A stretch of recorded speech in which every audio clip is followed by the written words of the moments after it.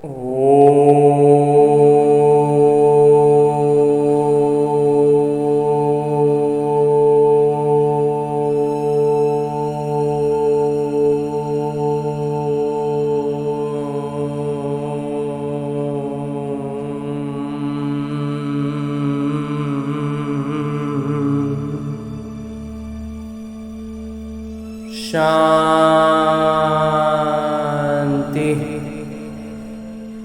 ओम शांति बाबा। बाबा ओम शांति। आज 19 जुलाई 2023 की मुरली है। बाबा कह रहे, मीठे बच्चे, तुम्हारा ये जन्म बहुत ही अमूल्य है, क्योंकि बाबा स्वयं इस समय तुम्हारी सेवा करते हैं। लक्ष्य के साबुन से तुम्हारे वस्त्र साफ करते हैं। हमारा ये जीवन जिसमें है, जीवन को पूरा साफ कर रहे हैं स्वयं अपने हाथों से मेरे बाबा। आगे बाबा प्रश्न पूछते हैं कि जो अल्लाह को सृष्टि का रचयिता कहते हैं, उनसे कौन सा प्रश्न पूछना चाहिए?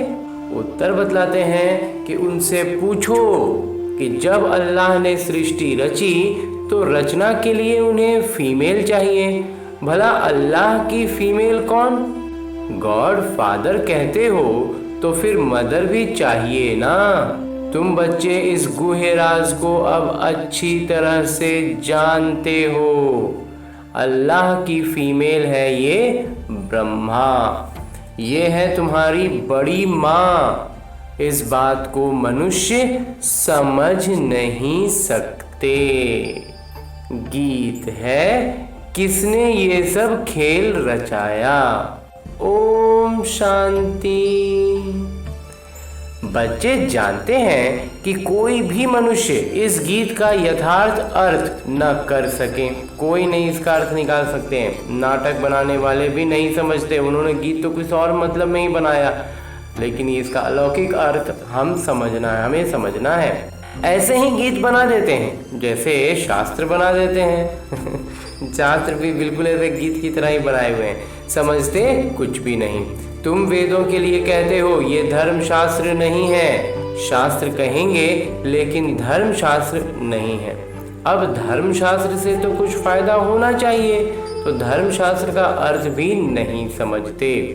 शास्त्र अर्थात जिससे कोई धर्म स्थापन होता है किसी भी द्वारा, मूल बात है धर्म की स्थापना होना।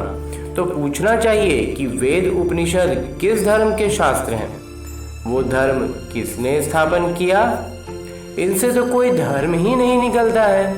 कौन कौन से धर्म हैं वो भी समझाया जाता है। जैसे वृक्ष में मुख्य है तना, फिर बड़ी डाल, फिर छोटी डाल, फिर टाल टालियां निकलती हैं। तो बच्चों को समझाया जाता है कि ये जो धर्म शास्त्र है, सर्वशास्त्रमयी शिरोमणि गीता, वो है तना। उनके बाद बाकी सब ठहरे रचना, उनकी डालियां। ये इस्लामी, बौद्धि, क्रिश्चियन आदि ये सब कल्प वृक्ष के टाल टालियां हैं। गीता में भी लिखा हुआ है मनुष्य सृष्टि का वृक्ष है। तो ये वृक्ष का राज बुद्धि में अभी बैठा है। इसका मुख्य तना है आदि सनातन देवी देवता धर्म। इस झाड़ की भेंट बड़ के झाड़ से की जाती है। इसकी तुलना हम लोग जो बड़ वृक्ष होता है उससे तुलना कर सकते हैं। वो बहुत बड़ा होता है। वृक्ष जब पुराना होता है तो उसका जो मूल तना होता है वो सड़ जाता है, लेकिन जो बाकी टालियां रहती हैं ये भी ऐसे ही हैं। वो क्या होता है, वो वहाँ से लटक करके ज़मीन को पकड़ लेता है और वहीं अपने आप में वृक्ष का रूप ले लेता है। वैसे ही बात बच्चे जानते हैं कि इनका जो तना है, जो देवी देवताएं धर्म था, वो अब है ही नहीं। जो मूल तना था वो अब है ही नहीं। अन्य बहुत सारी टालियां हैं जो ज़मीन से सट गई हैं और लग रहा है कि वही वृक्ष है, लेकिन वास्तविकता में वो वृक्ष का मूल तना नहीं है। तो परमात्मा 24 अवतार लेते हैं तो वो सर्वव्यापी हो नहीं सकते। एक तरफ हमें बताया जाता है कि वो कई अवतार लेते हैं और फिर दूसरी तरफ कहते हैं कि वो सर्वव्यापी हैं, तो उनको सर्वव्यापी कैसे कहेंगे? नई बात है ना, एकदम ये बात ही बिल्कुल अलग होती है और हमारे बुद्धि को सोचने के लिए बहुत सही दिशा मिलती है कि हम ये समझ सकें सारी बातों को। कितना बड़ा वृक्ष है, तना है ही नहीं। वृक्ष तो बहुत बड़ा हो गया लेकिन तना है ही नहीं। एक भी मनुष्य नहीं जो कहें कि हम आदि सनातन देवी देवता धर्म के हैं। सतयुग को लाखों वर्ष पिछाड़ी में ले जाते हैं, सतयुग को बहुत पीछे ले गए हैं। इतनी मुश्किलात की बात हो गई है, अब सभी मनुष्य दुखी ही दुखी हैं। सुखी कौन हो सकता है? जो बाबा को पहचानेंगे। सन्यासियों की बुद्धि में भी ये भेंट आएगी नहीं कि यहाँ काग विष्टा समान सुख है और अथाह दुख है। यह उन्हों को पता नहीं है। अब बाबा बतलाते हैं कि तुमको अथाह सुख में फिर ले जाता हूँ। इस समय अपना किरदार निभाए, सभी कुछ करके छिप जाते हैं। यूं किरदार तो सभी बजाते हैं, इस्लामी बौद्धि आदि सब छिप नहीं जाएंगे, ऊपर चले जाएंगे, ये भी कोई नहीं जानते। मनुष्यों को ही समझाया जाता है, जानवर को तो नहीं बताएंगे ना। तो मनुष्यों का जन्म सबसे ऊंच गाया जाता है, वो कौन सा? कहते भी हैं कि मनुष्य की तो चमड़ी भी काम में नहीं आती। फिर कहते हैं मनुष्य का जन्म उत्तम है। वास्तव में तुम्हारा ये जन्म उत्तम है, जो बाबा बैठ तुम्हारी सेवा करते हैं। दुनिया के मनुष्य का यह जीवन बहुत कनिष्ठ है। तुम जानते हो, हम भी पहले छीछी मूत पलीती मनुष्य थे। अब बाबा हमारे इस वस्त्र को ज्ञान लक्ष्य के साबुन से साफ करते हैं और कहते हैं अब अपने पिता को याद करो। लक्ष्य का ऐसा चीज हमें बाबा पकड़ाते हैं जिसको पकड़ने के बाद हम अपने जीवन के हर छोटे बड़े कर्म को बदलने की क्षमता रख पाते हैं, बदल पाते हैं। और अगर बदलते हैं तो हम बहुत अच्छी स्थान पर पहुंचते हैं। इस दुनिया में बाबा को कोई भी नहीं जानते हैं। बाबा को जाने तब तो बच्चे बने, शिव के बने, ब्रह्मा के बने, तब तो पोत्रे कहलाएं। ब्राह्मण भी दो प्रकार के हैं, एक है मुख वंशावली, दूसरे हैं कुख वंशावली। तुम हो ब्रह्मा के मुख वंशावली, ब्रह्मा कुमार कुमारियां। ब्रह्मा के पिता कौन? शिव बाबा। उनका पिता तो कोई होता नहीं, फिर उनके पिता कोई नहीं है। तुमको पढ़ाने वाले भी वही हैं, तुम्हारे गुरु भी वही हैं। अभी सम्मुख बैठे हैं, फिर छिप जाएंगे। पतित दुनिया को पावन बनाए, देवी देवता धर्म की स्थापना कर और सबको मुक्ति धाम में ले जाएंगे। 21 जन्मों का सुख दे दिया, फिर और क्या चाहिए? बाबा आए हैं, हमने सब सारा सुख समृद्धि दे देंगे, हमें पवित्र बना देंगे और फिर चले जाएंगे। बाबा सदा सुखी तो बनाते हैं, बाकी ऊंच पद पाने के लिए तो पुरुषार्थ करना पड़े।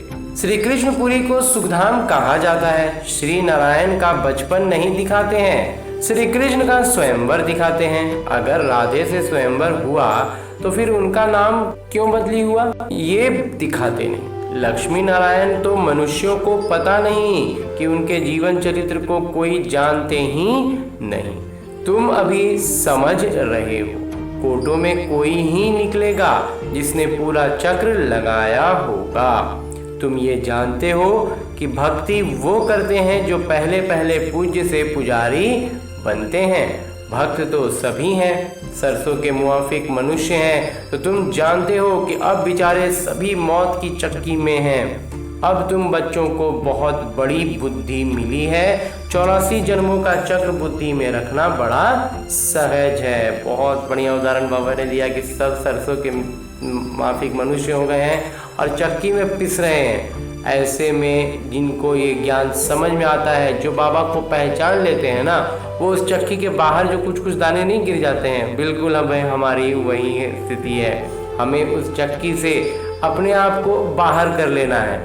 पूरी दुनिया में तो वो चलता ही रहेगा। बाबा कहते हैं 84 जन्मों का चक्र बुद्धि में रखना बड़ा सहज है। हम अभी ब्राह्मण हैं, सो फिर देवता बनेंगे, फिर 84 जन्म लेने पड़ेंगे। हम सो का अर्थ भी बच्चों को समझाया है। हम सो हम यहाँ ही गाते हैं। और धर्मों में ये अक्षर है ही नहीं। ओम मतलब भगवान समझ लेते हैं, वास्तव में ओम अर्थात अहम आत्मा। वो फिर उल्टा कह देते, आत्मा सो परमात्मा। अच्छा फिर क्या? हम शरीर तो है नहीं, तो परमपिता परमात्मा तो ऐसे कह न सके कि अहम आत्मा मम शरीर। तो वो पिता कहते हैं अहम आत्मा, तो बरोबर है। हमने ये शरीर लोन पर लिया है, ये हमारी जुत्ती नहीं है, हमारे पैर है नहीं। शिव बाबा का कोई शरीर ही नहीं है तो उसमें चरण कहाँ से आएंगे, पैर कहाँ से आएंगे? हमारे चरणों की पूजा नहीं हो सकती। चरण ही नहीं है तो चरणों की पूजा क्या करेंगे? तो कृष्ण के चरण हैं, हमारे तो है नहीं। मैं हूँ ही निराकार। यूं तो आत्मा भी निराकार है, परंतु वो 84 जन्मों में आती है। मेरा तो शरीर है नहीं, मैं अशरीरी हूँ। तुमको भी कहता हूँ अशरीरी बनकर मुझे याद करो। तुम जानते हो बाबा आए हुए हैं, उनका किरदार क्या है? पतित सृष्टि को पावन बनाना। तो निराकार तो जरूर कोई शरीर में आए होंगे ना। निराकार है तो कोई ना कोई तो शरीर में आना पड़ेगा। तो मनुष्यों को पता न होने के कारण उन्होंने फिर नाम लिख दिया है फर्स्ट प्रिंस श्री कृष्ण का। कृष्ण की याद स्मृति में अभी भी थोड़ी बहुत है, तो इसलिए सोचते हैं कि भगवान की जगह पर कुछ याद आता है तो उसमें कृष्ण का छवि को उभारते हैं। अब श्री कृष्ण यहाँ कैसे आ सकते हैं, ये समझकर फिर समझाना। पहले अपनी बुद्धि में ये बात स्पष्ट करनी है कि ये कृष्ण नहीं है, शिव बाबा है, और तब फिर वो दूसरों को समझा पाएंगे। जब खुद का स्पष्टता होगी बुद्धि में तभी समझा पाएंगे। टैगोर आदि गीता की कितनी महिमा करते थे।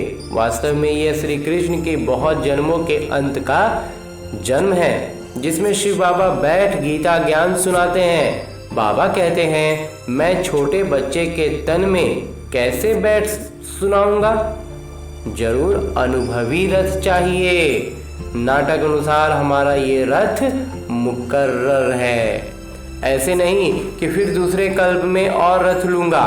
ब्रह्मा द्वारा ही स्थापना करेंगे ना। तो कल्प पहले भी तुम ब्रह्मा कुमार कुमारियों ने ब्रह्मा द्वारा वर्षा लिया था। अब बाबा कहते हैं और संग तोड़ मुझ संग जोड़ो। मेरा तो एक शिव बाबा, दूसरा ना कोई। तुम मात पिता, हम बालक तेरे। जिसकी इतनी महिमा है, अभी तुम उनके सम्मुख बैठे हो। इस बात का तो गजब की खुशी और गजब का नशा होना चाहिए कि जिनकी हम शुरू बचपन से इतनी महिमा सुनते हैं जिस भगवान की, वो आज हमारे सम्मुख बैठे हैं। विचार किया जाए बरोबर हमको किसने रचा? कहते हैं अल्लाह ने रचा। तो जरूर अल्लाह की कोई फीमेल भी तो होगी। अल्लाह तो निराकार है, उनकी फीमेल फिर कहाँ से आई? और फादर कहते हो, परम पिता कहते तो हो, लेकिन पिता हमेशा रचता होता है। मदर ही न हो तो उनको फादर कैसे कहेंगे? बिना माँ के पिता का कैसे क्या होगा? तो बच्चे का जन्म होता है तब ही जब पिता कहते हैं ना। जब बच्चा जन्म होगा, जब कोई भी अगर लौकिक में देखें तो कोई भी आदमी है तो वो आदमी है, लेकिन जब वो एक बच्चे का जन्म देगा तब वो पिता हो जाएगा।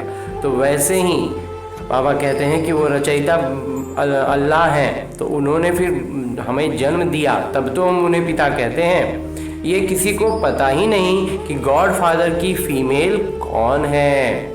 ये है सबसे गुह्य बातें।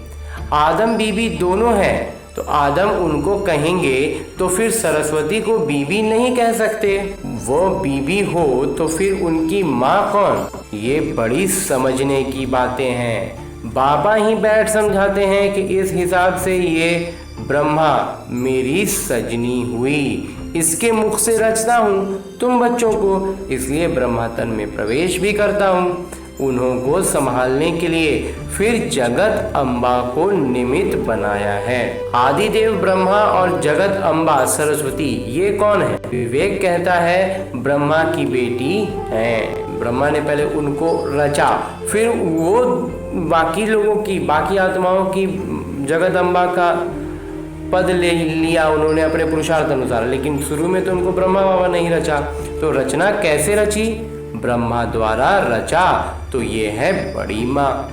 फिर संभालने के लिए मम्मा भी हैं, बाबा भी हैं। पहले नंबर में सरस्वती जाती हैं। जगत अम्बा की कितनी महिमा है। अब तुम समझ गए हो कि हम सो ब्राह्मण बने हैं, हम ईश्वर की गोद में आए हैं। इसमें भी दो प्रकार के हैं, सगे और लगे। गोद में तो आ गए बाबा के, लेकिन कुछ सगे बच्चे हैं और कुछ लगे बच्चे हैं। एक ही माता पिता के बच्चे, फिर सगे और लगे का तो सवाल ही नहीं उठता। यहाँ भला सगे और लगे क्यों हो जाता है? पुरुषार्थ के कारण। कहते हैं जो सगे बनते हैं वो प्रतिज्ञा करते हैं कि हम पवित्र बन वर्षा लेंगे, तो ऐसे पवित्र ही गद्दी नशीन वारिस बनते हैं। लगे फिर प्रजा में चले जाते हैं। सगे भी बहुत बनेंगे, फिर उनमें भी क्रमशः होंगे। जितना जो पुरुषार्थ करेंगे वो माता पिता के तख्त पर बैठेंगे। मम्मा बाबा तख्त पर बैठते हैं तो हमको भी तख्त मिलना चाहिए ना, परंतु बनेंगे क्रमशः। सोचते तो हैं लेकिन पुरुषार्थ में ऊपर नीचे हो जाते हैं, तो फिर सबको को मिलने नहीं लगता है। तो ये है योग की यात्रा। बाबा को याद करना है, सुदर्शन चक्र फिराना है, आप समान बनाना है। मेहनत करनी पड़ती है आप समान बनाने में। आप समान बनाने में मेहनत तो करना पड़ेगा। बच्चियां परिचय देकर बाबा के पास रिफ्रेश होने के लिए ले जाती हैं। बाबा देखते हैं कि कौन कौन बाबा से पूरा पूरा वर्षा लेंगे और सब तरफ से ममत्व मिटाए एक तरफ लगाएंगे। ये बाबा तो देखते के साथ समझ जाते हैं, तो जानते हैं बाबा हमको विश्व का मालिक बनाने वाले हैं। बाबा कहते हैं हम तुमको स्वर्ग का मालिक बनाएंगे, फिर चाहे सूर्यवंशी चाहे चंद्रवंशी बनो, वो अपना पुरुषार्थ पर है। बाबा तो स्वर्ग का मालिक बना रहे हैं, तो बाबा अपने आप सब कुछ कर रहे हैं, फिर छिप जाएंगे। घड़ी घड़ी अवतार तो नहीं लेते हैं ना, उनको अपना शरीर ही नहीं है, वो एक ही बार आते हैं। तुम तो घड़ी घड़ी चोला छोड़ छोड़ दूसरा लेते रहते हो, एक छोड़ते हो दूसरा लेते हो, घड़ी घड़ी नया जन्म लेते रहते हो। मैं पुनर्जन्म में आता नहीं हूँ, कितना अच्छी रीति समझाते हैं। आगे यानी पहले ये बातें बुद्धि में नहीं थी, ये सब बातें जो भी हैं वो पहले बुद्धि में बिल्कुल नहीं थी। अनायास घर बैठे रास्ते जाते बाबा ने प्रवेश कर लिया, फिर मालूम पड़ा। अब दिन प्रतिदिन सब बातें बुद्धि में बैठती जाती हैं। कहते हैं ना हम 7 दिन के बच्चे हैं, 2 मास के बच्चे हैं, तो ये ज्ञान तो क्षण में मिल सकता है। कितने बच्चे हैं? और कोई सत्संग नहीं होगा जहाँ इतने बच्चे हों। प्रजापिता ब्रह्मा और जगत अम्बा भी बाबा के बेटे बेटी हैं, न कि मेल फीमेल। मेल फीमेल इतने बच्चे कैसे पैदा करेंगे? कुख वंशावली की तो बात ही नहीं। जिन्होंने कल्प पहले माता पिता का बनकर वर्षा पाया है वहीं आते रहते हैं, कलम लगती रहती है। बगीचा है ना, अभी देवी देवता धर्म के फूल तो है नहीं, बाकी सब जैसे कांटे हैं, चुभते हैं। ये कांटों की दुनिया है। बाबा आकर कांटों से कली और फिर कली से फूल बनाते हैं। श्रीमत पर नहीं चलते हैं तो फिर गिर पड़ते हैं। बाबा समझ जाते हैं ये विकारों में गिर पड़ा, अभी तुम पतित से पावन बन रहे हो। बापू गांधी भी पतित पावन को याद करते थे, चाहते थे कि वर्ल्ड अलमाइटी अथॉरिटी का राज्य हो, स्वराज्य अधिकार जो है वो सर्वोच्च सत्ता का हो, तो सो तो बाबा ही स्थापन करेंगे। तुम जानते हो अब हमको इस कंसपुरी से कृष्णपुरी में जाना है। भारत में सतयुग था, लक्ष्मी नारायण का राज्य था। 5000 वर्ष की बात है। 5000 वर्ष से पुरानी चीज कोई होती नहीं। लाखों वर्ष की तो कोई चीज रह न सके। देखो तुम बूढ़ी माताएं गुड़गांव से आई हो माता पिता के पास जिनसे वर्षा मिलना है। बाबा भी बूढ़ियों को देख करके खुश होते हैं। 5000 वर्ष पहले भी आकर वर्षा लिया था। सारा मदार पुरुषार्थ पर है। तुम बुढ़ियाएं इतना ज्ञान उठा नहीं सकती। ये दादा बूढ़ा तो बहुत अच्छा पढ़ता है। तुम समझती हो जवान सरस्वती माँ अच्छा पढ़ती हैं। अरे ये तो ब्रह्मपुत्र नदी है, ये तो जरूर ज्यादा पढ़ते होंगे ना। तो ये बूढ़ा सबसे तीखे हैं, ब्रह्मा बाबा सबसे तीखे हैं। वो तो फिर भी बेटी हो गई। बुढ़ियों के लिए भी है बहुत सहज। बाबा को याद करते रहो। ओहो शिव बाबा कुर्बान जाऊं, आप तो सुखधाम ले जाते हो। बस ऐसे खुशी में रहो। बस ये खुशी में रहना है कि शिव बाबा पर कुर्बान जाना है और आप हमको तो सुखधाम ले जाने वाले हैं। इतनी सी सहज सी बात दिमाग में आ जाएगी तो फिर तो खुशी में रहेंगे और बेड़ा पार है। हमेशा समझो कि शिव बाबा समझाते हैं, इनको छोड़ दो, ब्रह्मा बाबा को छोड़ दो। शिव हमेशा बुद्धि में रखना है कि शिव बाबा समझा रहे हैं। ऐसे ही समझो कि शिव बाबा सुनाते हैं तो बुद्धि योग शिव बाबा के पास जाने से विकर्म विनाश होंगे। और शिव बाबा की याद में जितना देर रहेंगे विकर्म विनाश होंगे। मम्मा भी शिव बाबा से सुनकर सुनाती है ना। तो सदैव एक शिव बाबा की ही याद रहे तो विकर्म विनाश होते रहेंगे। अच्छा, मीठे मीठे सिकिल दे बच्चों प्रति माता पिता बाबा का याद प्यार और आशीर्वाद। रूहानी बाबा की रूहानी बच्चों को नमस्ते। हम रूहानी बच्चों की ओर से रूहानी बाबा को याद प्यार और प्रणाम। धन्यवाद बाबा, धन्यवाद। मुरली के लिए भी धन्यवाद और इस अनूठे अलौकिक ब्राह्मण जीवन के लिए भी बहुत बहुत बहुत धन्यवाद बाबा। धारणा है कि गद्दी नशीन पक्का वारिस बनने के लिए पवित्रता की प्रतिज्ञा कर सगा बच्चा बनना है और संग तोड़ एक संग जोड़ना है। आप समान बनाने की सेवा करनी है। कांटे से कली, कली से फूल बनना और बनाना है। नए वृक्ष की कलम लगानी है। अभी आत्मा को हमारा इतना शुद्ध करना है कि बिल्कुल नया वृक्ष का कलम बन जाए और वो स्वर्ग की स्थापना करे। और आगे मेरे बाबा वरदान दे रहे हैं। वरदान देते हुए मेरे बाबा कहते हैं कि कर्मों की गुह्य गति के ज्ञाता बन, धर्मराजपुरी की सजाओं से बचने वाले विक्रमाजीत भव।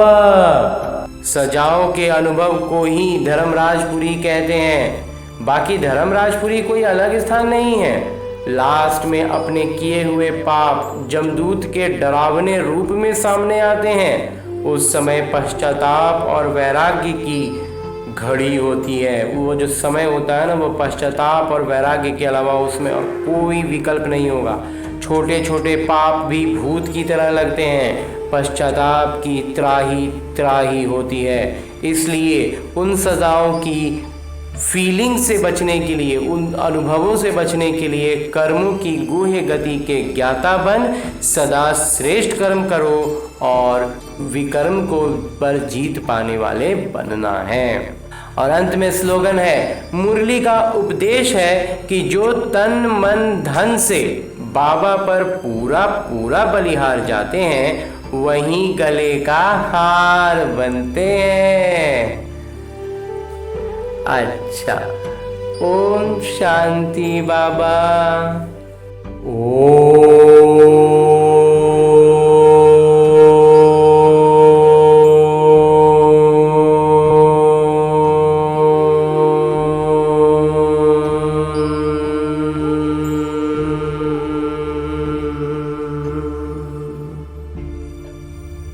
शांति।